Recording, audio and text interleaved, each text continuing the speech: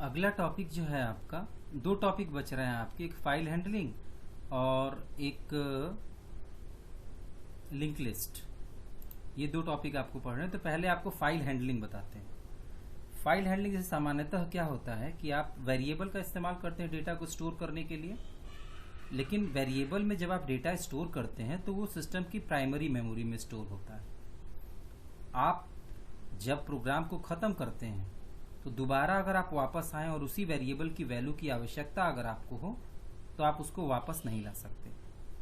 अगर आप चाहते हैं अपने डेटा को परमानेंटली सिस्टम के अंदर सेव करना तो आपको फाइल का इस्तेमाल करना पड़ेगा।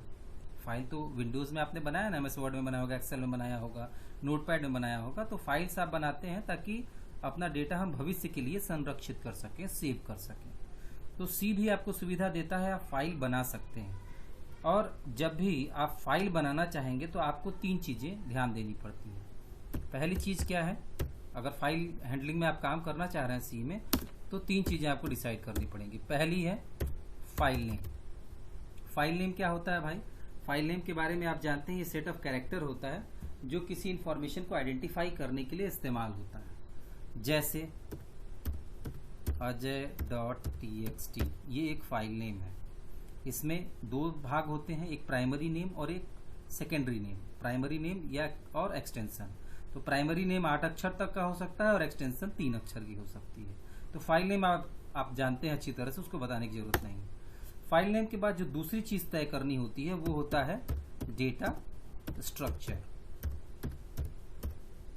डेटा स्ट्रक्चर, तो डेटा स्ट्रक्चर में क्या है कि जैसे इंटीजर प्रकार का वेरिएबल आपको स्टोर करना है तो आप क्या करते थे, वेरिएबल वैल्यू स्टोर करें तो INT डिफाइन करते थे, है ना। इसमें इंटीजर वैल्यू हम स्टोर कर सकते हैं। कैरेक्टर के लिए कैरेक्टर वेरिएबल डिफाइन करते थे, ABCD स्टोर कर सकते थे उसमें।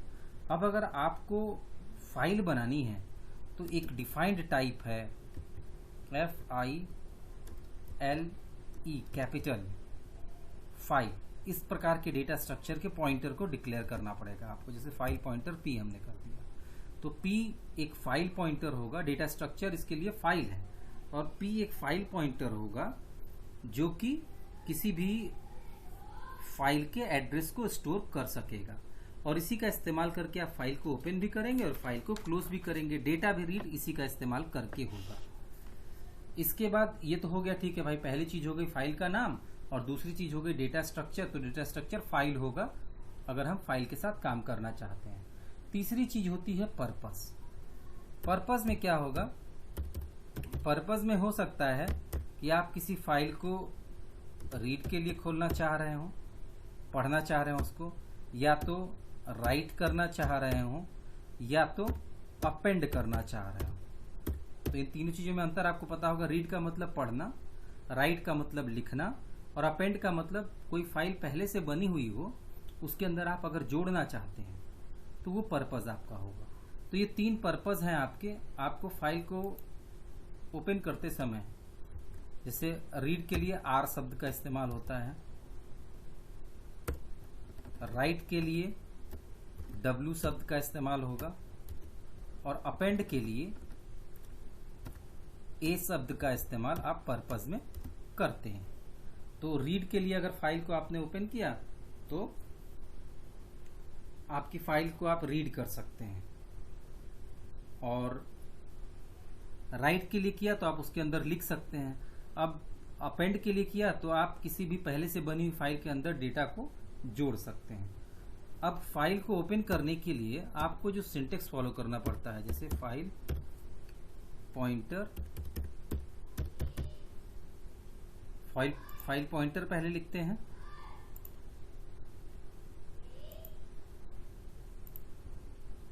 फाइल पॉइंटर के बाद आप लिखते हैं fopen कमांड। fopen एक फंक्शन होता है जो फाइल को ओपन करने के लिए इस्तेमाल किया जाता है। इसमें डबल कोट्स में आप फाइल का नाम लिखते हैं, फिर डबल कोट्स क्लोज करते हैं, कॉमा, फिर डबल कोट्स लगाते हैं, उसके बाद मोड या पर्पस जिसको आप कहते हैं वो डबल कोट्स में लिखा जाता है। जैसे एग्जाम्पल के रूप में हम कहें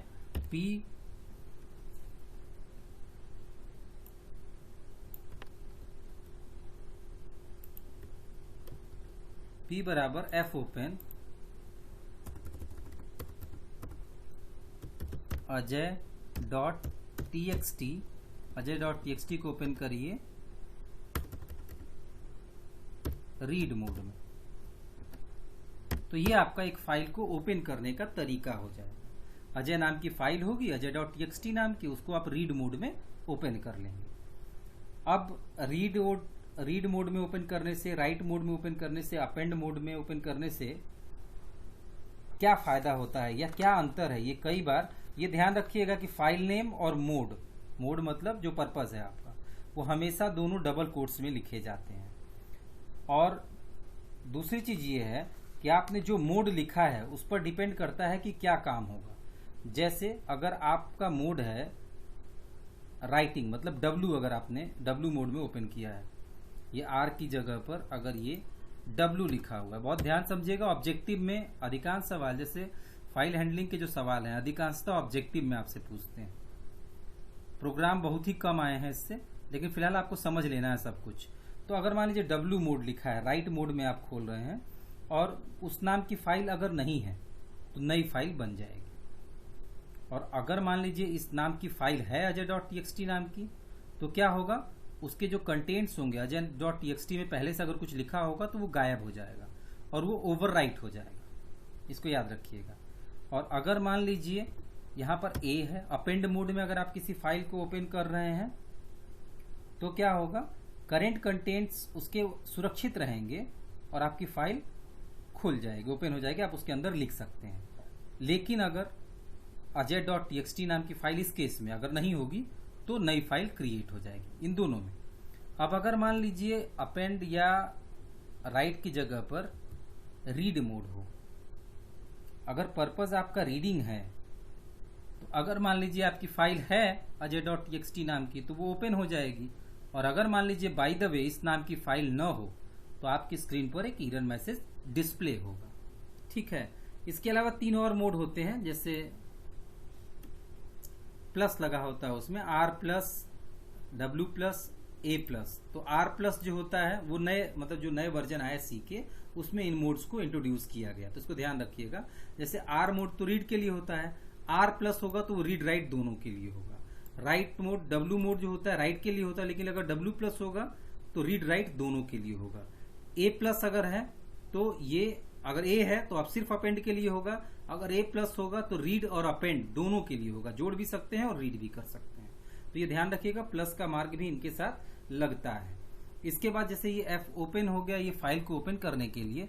इसी तरह से अगर आपको फाइल का इस्तेमाल आप कर चुके, आप चाहते हैं उसको बंद, हमेशा होगा क्या कि पहले तो फाइल को ओपन करना जरूरी हो, जब आप उस फाइल के साथ सारा काम कर चुके हो तो आपको उस फाइल को क्लोज करना पड़ेगा। इसके लिए F क्लोज नाम का फंक्शन है, इसमें आप file pointer, F close bracket में फाइल पॉइंटर का नाम लिखते हैं। जैसे अगर यही फाइल अगर हमने ओपन की है तो हम लिखेंगे F क्लोज, जब हमारा काम खत्म हो जाएगा F क्लोज P, फाइल को बंद कर दीजिए। ठीक है।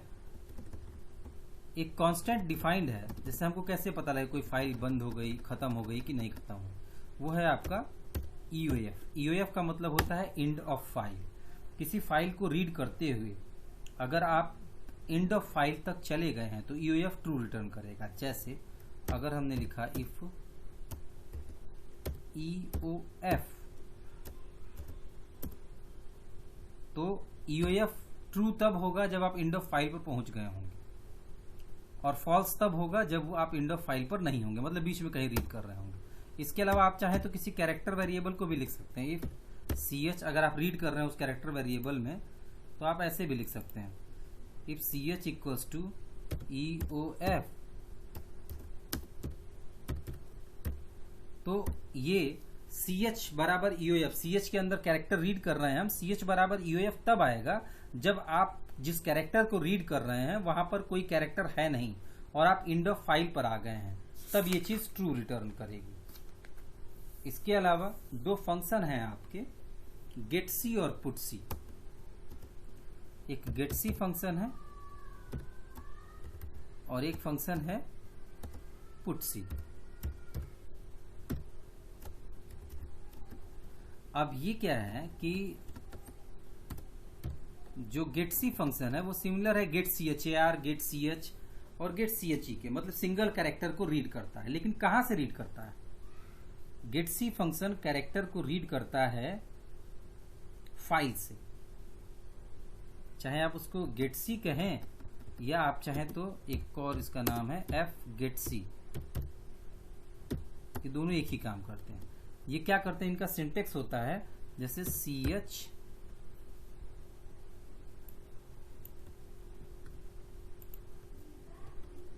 बराबर गेट सी फाइल पॉइंटर। तो क्या करेगा, इस फाइल पॉइंटर से एक कैरेक्टर रीड करेगा जो भी फाइल आपने ओपन की होगी। जैसे आपने fp बराबर f open ajay.txt अजय किया, रीड आर मोड किया है, तो क्या होगा, ch के अंदर एक कैरेक्टर इस फाइल से आएगा और आप उस ch को चेक कर सकते हैं कि वो ch कैरेक्टर है, या प्रिंट कराना चाहें तो प्रिंट कर सकते हैं। जैसे हमने चाहा अगर इसको प्रिंट करना तो हम कहते हैं प्रिंट %c_ch, तो जो एक कैरेक्टर आपने रीड किया है वो प्रिंट हो जाएगा। या तो हम चाहें तो इसको कंपेयर करा सकते हैं इस तरह से, जैसे यहां पर है आपका ये लिखा है ना आपने, if ch equals to EOF तो ब्रेक, इस तरह से कर सकते हैं। तो एक सिंगल कैरेक्टर को रीड करने के लिए इसका इस्तेमाल होता है, पुट सी और एफ पुट सी। जैसे हमने आपको बताया ना, गेट सी और एफ गेट सी सिमिलर है get C H, get C H E और get C H A R K. ये क्या करते हैं, get C H E, get C H A R और गेट सी एच क्या करते हैं, स्टैंडर्ड इनपुट से, मतलब स्टैंडर्ड इनपुट स्क्रीन से, मतलब आपके आउटपुट जो जहां पर आप आउटपुट देते हैं, जहां से प्रिंट करते हैं, उस स्क्रीन से इनपुट करने का काम करते हैं, वहां से वैल्यू को रीड करते हैं। Get C H A R, get C H E या इसके अंदर %c। ये गेट सी और या एफ गेट सी क्या करेगा, जो फाइल आपने एफपी में खोली है उस फाइल से कैरेक्टर को रीड करने का काम करेगा। इसी तरह से पुटसी या एफ पुटसी फंक्शन है, ये क्या करेंगे कि आपके सिंगल कैरेक्टर को फाइल के अंदर राइट करने का काम करेंगे। ये सिमिलर है आपके स्टैंडर्ड आउटपुट को अगर आप देखें तो स्टैंडर्ड आउटपुट में ये सिमिलर है आपके, जैसे आपका होता है पुट CHAR, सिंगल कैरेक्टर को प्रिंट करता है ना, या तो प्रिंट है %CCH, ये क्या करता है, सिंगल कैरेक्टर को प्रिंट करता है, लेकिन कहां प्रिंट करता है, स्क्रीन पर प्रिंट करता है, आपके आउटपुट स्क्रीन पर। लेकिन पुटसी और एफ पुटसी प्रिंट करेंगे लेकिन आउटपुट स्क्रीन पर नहीं, ये प्रिंट करेंगे फाइल के अंदर। तो इसका जो सिंटेक्स होता है उसको हम लिखते हैं पुटसी कैरेक्टर वेरिएबल, उसके बाद फाइल पॉइंटर। मतलब इसका जो एग्जाम्पल अगर लिखेंगे हम तो इस तरह से, पुटसी, मान लीजिए पी नाम के पॉइंटर में हमने फाइल को खोला है, पी ch नाम का कैरेक्टर वेरिएबल है और उसके बाद पी फाइल पॉइंटर। तो ये क्या करेगा, पुटसी फंक्शन ch के अंदर जो कैरेक्टर होगा उसको राइट कर देगा उस फाइल के अंदर जो p के अंदर ओपन की गई होगी। ठीक है, इसी तरह से दो फंक्शन और होते हैं जो कि ऑब्जेक्टिव के लिए आपको बता रहे हैं बस, get w and put w। Get w और पुट w फंक्शन ऑब्जेक्टिव के लिए ध्यान दीजिएगा, ये सिमिलर है गेट सी और पुट सी की तरह। ये सिंगल, जैसे गेट सी सिंगल कैरेक्टर को रीड करता है फाइल से, put C single character write करता है फाइल के अंदर, उसी तरह से गेट w सिंगल इंटीजर को रीड करता है फाइल से और put w single integer value को राइट करता है फाइल के अंदर। ये सिर्फ इंटीजर के साथ इस्तेमाल होते हैं यूनिक्स सिस्टम में। यूनिक्स ऑपरेटिंग सिस्टम अगर आप इस्तेमाल कर रहे हैं तो सामान्यतः गेट w और पुट w का इस्तेमाल किया जाता है इंटीजर हैंडलिंग के लिए, जब आप फाइल के साथ इंटीजर हैंडलिंग करना चाह रहे हो।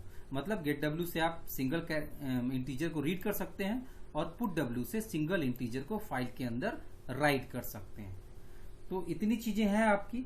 अब अगर आप समझ रहे होंगे तो आप एक प्रोग्राम बनाने की कोशिश करिएगा। Write a program to count number of characters, words and lines from a file. कोशिश करिएगा बनाने की, उम्मीद तो कम है कि आप बना पाएंगे। आप प्रयास करिएगा इसको बनाने की, नहीं तो हम बताएंगे आपको। ओके।